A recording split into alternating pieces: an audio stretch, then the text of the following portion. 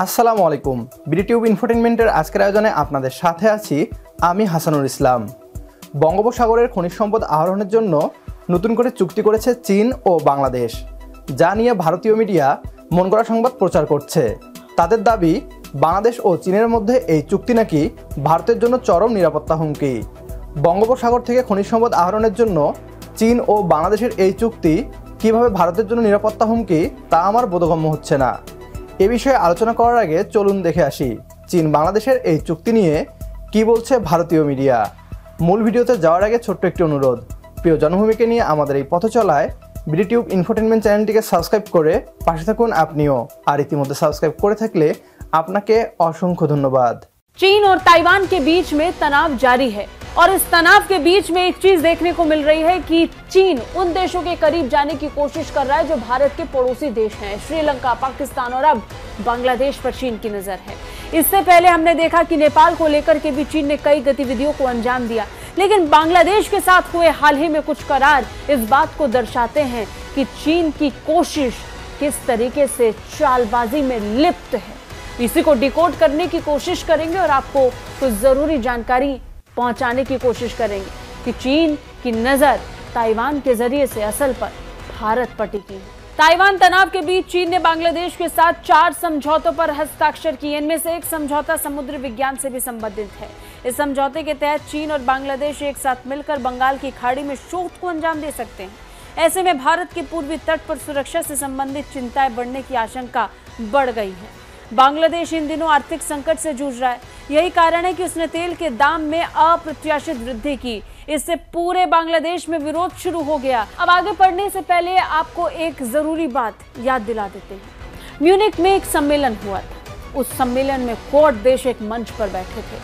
उस समय doctor S Jaishankar ने बांग्लादेश के रिपोर्टर से बात करते हुए एक जवाब में कहा था कि किसी भी देश को ये सोचना चाहिए कि वो जो करार कर रहा है, वो जो समझौता कर रहा है, कहीं वो उसे फंसाने के लिए तो नहीं हो रहा। एक संकेत जरूर था जो बांग्लादेश रिपोर्टर के जरिए से बांग्लादेश को दिया गया, लेकिन उसका असर क्या हुआ या किस तरीके से उसका असर पड़ेगा ये तो आने वाला वक्त बताएगा। लेकिन फिलहाल जो ये समझौता हुआ है ये उनके डर को या उस बयान को याद दिलाने पर मजबूर कर देता है। 18 घंटे के बांग्लादेश दौरे पर पहुंचे चीनी विदेश मंत्री वांग यी ने एक चीन नीति पर समर्थन दोहराने के लिए बांग्लादेश को धन्यवाद दिया और बांग्लादेश के विदेश मंत्री अबुल कलाम अब्दुल मोमेन के साथ द्विपक्षीय वार्ता के दौरान वांग ने कहा कि चीन चाहता है कि बांग्लादेश उसके पक्ष में हो।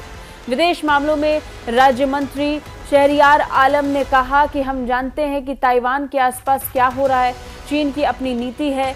वांग यी ने बांग्लादेश को धन्यवाद दिया और आभार व्यक्त किया कि क्योंकि हमने अपनी स्थिति दोहराई है। चीनी विदेश मंत्री ने प्रधानमंत्री शेख हसीना से इससे पहले शिष्टाचार भेंट की थी। दोनों के बीच कई जरूरी करार हुए। रोहिंग्या मुद्दे पर चीनी सहयोग की मांग की गई, क्योंकि ऐसा माना जाता है कि लगभग 7 लाख मुस्लिम शरणार्थी बांग्लादेश के सीमित बजट पर भारी वित्तीय बोझ डाल रहे हैं। প্রিয় দর্শক, বঙ্গোপসাগরে রয়েছে প্রচুর খনিজ সম্পদ। বাংলাদেশ সরকার এই সামুদ্রিক খনিজ সম্পদকে বাংলাদেশের অর্থনীতির উন্নয়নে কাজে লাগাতে চায়। খনিজ সম্পদ আহরণে এশিয়ার সবচেয়ে এক্সপার্ট দেশ হচ্ছে চীন। চীন বাংলাদেশের খনিজ সম্পদ আহরণে সাহায্য করতে রাজি হয়েছে। গত সপ্তাহে চীনের পররাষ্ট্রমন্ত্রী বাংলাদেশ সফরে আসলে দুই দেশের মাঝে এ নিয়ে অফিসিয়ালি চুক্তি হয়। এই চুক্তির পর থেকেই ভারতীয় মিডিয়ার মিথ্যাচার শুরু হয়েছে।